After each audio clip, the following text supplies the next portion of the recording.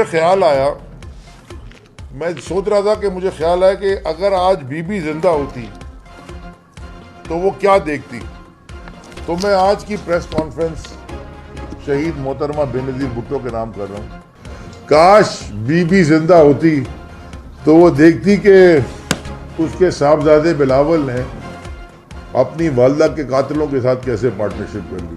जिन लोगों ने बीबी की इज्जत उछाली, जिन लोगों का ये वीडियो और ऑडियो लीक्स और तस्वीरें फेंकने का रिवाज है, जिनका ट्रेडिशन है, जिन घटिया लोगों का, इक़्तिदार की भूख में बिलावल ने आज उन्हीं लोगों के साथ पार्टनरशिप कैसे कर ली। वो देखती कि अगर खुदा ना खास्ता बीबी के सूबे में जिसपे वो फख्र करती थी, कुत्ता किसी को काट ले, उसकी वैक्सीनेशन नहीं मिलती।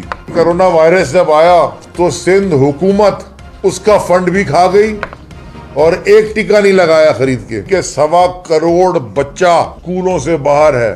75% सिंध के लोग पॉवर्टी लाइन के नीचे रहते हैं।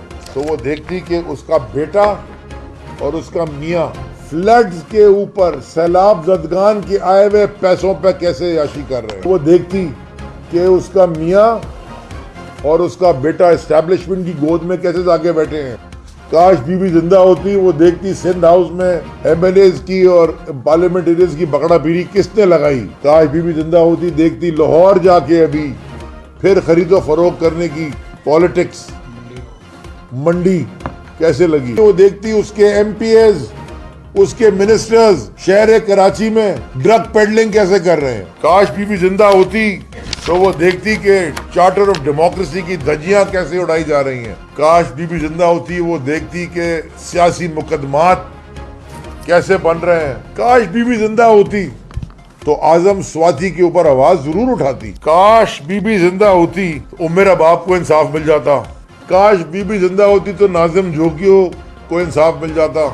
काश बीबी जिंदा होती तो निसार मुराई पे मैं जरूर सवाल उनसे पूछता। काश बीबी जिंदा होती तो अरशद शरीफ के ऊपर आवाज तो उठाती।